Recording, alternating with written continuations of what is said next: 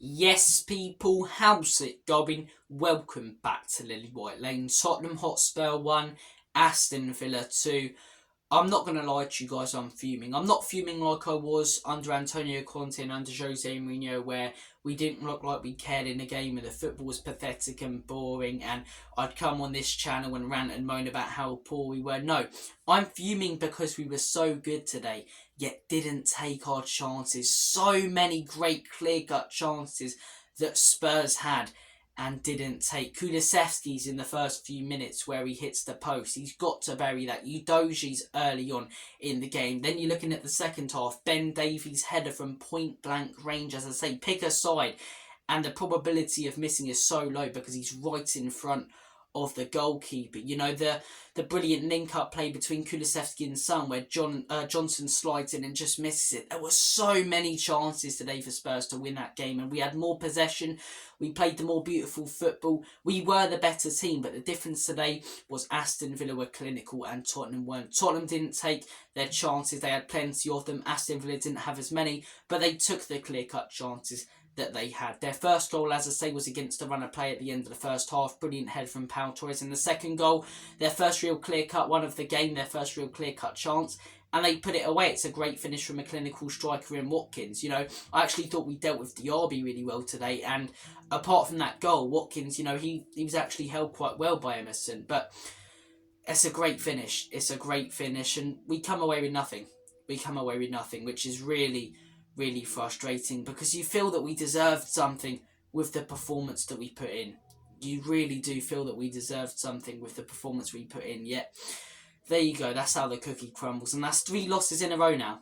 3 losses in a row heading into Manchester City away. Previous seasons I've been a little bit more confident because of our record against them. But with the amount of injuries and suspensions and crucial players we're going to miss, the fact we're going to play Royale, Dyer maybe as our centre-back partnership, or the same one we played today with Royale and Davies at the Etihad versus Haaland. That one could be a cricket score. But look, one thing I don't want to see, I've seen a few people saying it on Twitter and shout, absolute nonsense, absolutely ridiculous. The guy joined us this summer when we finished 8th last season and we're a shambles of a team. He's got these players playing great football, he's got these players caring, and we're already going to call for him out when we're in the first phase of our rebuild. We're in the first phase of our rebuild. We're at the start of building something, and after 3 losses in a row, maybe 4, we're going to want the guy out. This is the problem with this fan base. We always blame managers. If you want to look at anyone for the last few losses, look at Daniel Levy. He hasn't backed manager after manager with good squad depth, and we're left relying on the likes of Emerson Royale and Ben Davies to come in at centre-back. Ben Davies, as I say, he had a good game for most of the 90 against Wolves, yet crumbled in added time because the concentration wasn't there. Same with Dyer, same with Royale today, as I say. That is the issue with these sort of players. They can play well for most of the game, yet switch off for a second, which Van den Ven and Romero don't, and it comes to cost us. And anyone blaming Ange, as I say, can do one. I think they're talking absolute nonsense. And if you're going to blame anyone, blame Daniel Levy and blame Enoch for not backing Jose, for not backing Conte, and for not backing this manager in the summer with squad depth and more centre-backs. Ange out is absolutely ridiculous. And I don't think we can lose our heads.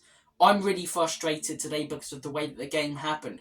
But at least we've got a team that cares. At least we've got a team that, you know, are giving it their all. At least we're coming out of games where we've lost at home saying we should have won that. Not that we were absolutely pathetic and didn't give it a go. We're seeing the right signs in this team right now, as I say. And I think we need to look at things from a contextual point of view in, you know, that we finished 8th last season. Anything above that, in my opinion, playing good football with a team that cares is progress. We're looking likely to finish above 8th, and we're playing some fantastic football this season. So we're seeing the progress, but today was frustrating. Today was really frustrating. Look, Tottenham Hotspur, as I say, had some massive chances early on. That Kulusevski one, the Udogie one. I'm probably missing a few because there were loads. One thing I do want to point out today as well, the amount of times Heung-min Son was offside. I mean, I've backed this guy the whole season. I've been getting annoyed with the people who have called him out, in my opinion, wrongly. I understand anyone who calls him out tonight. Every single time it felt like he got the ball, he was in an offside position, and all he has to do is time his runs a little bit better for a few of the opportunities we have. Like that Kulusevski chance which hit the post in the second half and comes to him. and we get a point, maybe even win that game. But look, as I say, some big chances from Spurs early on. We get our goal. Fantastic strike from Lascelles. So the power, as I say, maybe would have at least tested Martinez anyway, but takes a big deflection. We get the goal and we deserved that. But at the time, I was speaking to my dad about it and I said, I'm not comfortable on this 1-0 because, Villa are going to grow into the game. They're going to improve and we need to take the chances. We didn't take our chances. Pau Torres with an absolutely fantastic header at the end of the first half after a brilliant delivery. And then we were made to pay again in the second half. Without Bentancur, we'll speak about him in a second. We were still playing well, but the fluidity wasn't there as much as it was in the first half and when he was on the pitch. And we didn't take our chances again in the second half. I forgot that one where it came so close. It was the flick on and Son at the far post as well. So many big chances, but didn't take it. Didn't take that chance. Didn't take any of our chances in the second half. And yeah, good goal from Ollie Watkins. Big win for Aston Villa. Look, fair play to them. Fair play to them. You can't deny they're a brilliant football side. And that was a brilliant away performance, as I say. They caught a team that were going all out attack with a high line out on the counter. And, capitalised on their injury issue. So, fair play to Aston Villa. A lot of debate about who the third best manager in the league is. My opinion, it's quite clearly Unai Emery. I think the guy's fantastic. What he's achieved in his career and what he's done at Villa. And you can't deny that they had a really good performance today. They did. One little thing I do want to comment on, though, is that they were very, very dirty at times. Matty Cash injuring Bentancur. People go, I didn't mean to injure him. Yes, but that's easily preventable. It's such a rash challenge on a guy who's just come back from injury. I thought that was quite disgusting. And I also thought we should have had a penalty in the first half. We can't make it the sole reason, in my opinion, as to why we lost that game, because we missed so many chances. That was the main reason. But that clear elbow, I believe, from Douglas Luiz on Brian Hill. I don't know how we didn't get a penalty there. But look, at the end of the day, it is what it is. And I think it's going to be 4 losses on the trot. But we need to remember as a fan base to keep our cool, not lose our heads, and look at things from a contextual point of view. Look at where we were in the summer. Look at the progress that we're seeing. Consider the fact we're in phase 1 of a rebuild and that it's going to take time. But it does sting today because of the way it happened. In terms of player ratings, Vicario, I'm going to give him a 6. He didn't have much to do, to be honest. Villa had a few shots from outside the box, which were well saved by him, but the 2 clear-cut opportunities that they had were finished. There's not much he can do about either of them. Really good keeper, but I'm going to give him a 6 today. Probably average performance from Vicario. You're looking at the back line, Udogie, I'm going to give a 7. I thought he was actually more solid defensively than he was going forward, putting a few good tackles. I don't think he looked unbelievable going forward today. Centre-back partnership, Royale, I'm going to give him a 7. I thought he switched off a little bit for that second goal, which was really frustrating, but he also did a lot of good today. He made that big challenge in the first half, which could have led to a big Villa shot on goal potentially. And yeah, he wasn't that bad. Ben Davies, 6. Solid defensively, could have done more for that goal with his marking and that clear-cut opportunity. I can't give him a 7 or an 8 because of that opportunity. He was one of our best players against Wolves, but yeah, he was poor today. Right back-wise, we're looking at... when I saw the lineup, I was very confused as well, and I think it was a bit of a masterclass in a way in that first half, but it did go tits up in the second. But anyway, right back, Pedro Porro. I'm going to give Pedro an 8. I thought he was really good again today, Porro. One of our best players. His long balls in the first half, should have had a few assists, to be honest, with some of the passes he was playing.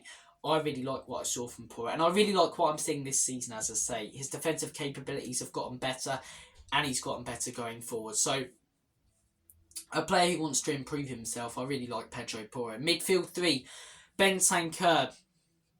Another injury to worry about. I mean, that one's really annoying. And look, we were still the better team without him on the field. We were still playing some good football. But we were at our most fluid when he was on the field.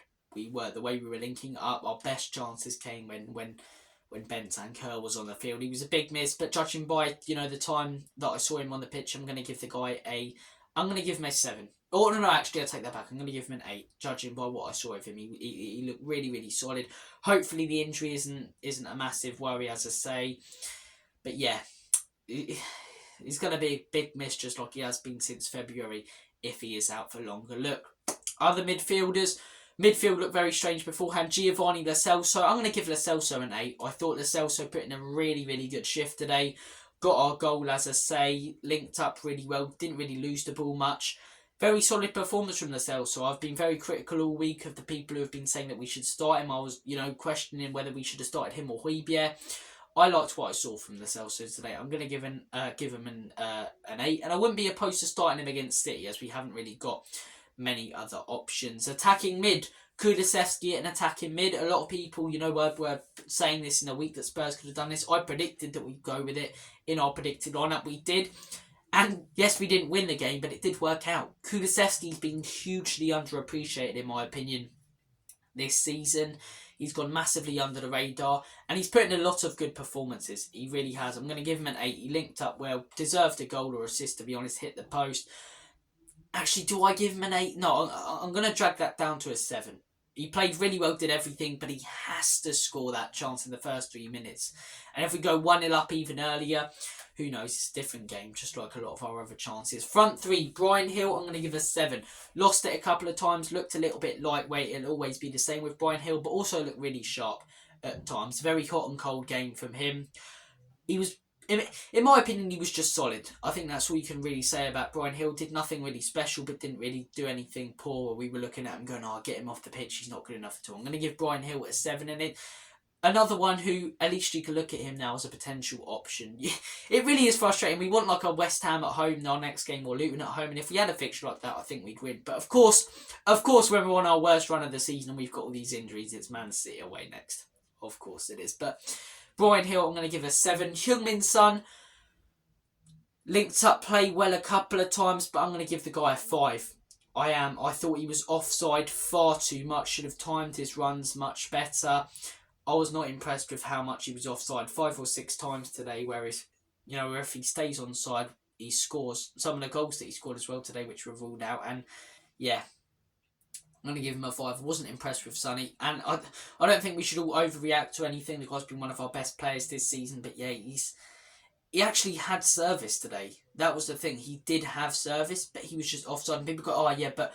okay, those balls were played that forced him to be offside. No, they were literally, his offsides were so minimal. He's just got to time his runs better. So, Heung-min Son, I'm going to give a 5. Brennan Johnson, I'm going to give Brennan Johnson a 6. I thought he looked quite poor at times, didn't get involved when he could have, but as I say, not necessarily poor, and we don't have many other options. No Richarlison, no Solomon, no Perisic, no other real wing options. So not too bad from Brennan Johnson today. And look, it was a good Spurs performance today, but a poor result, a frustrating one.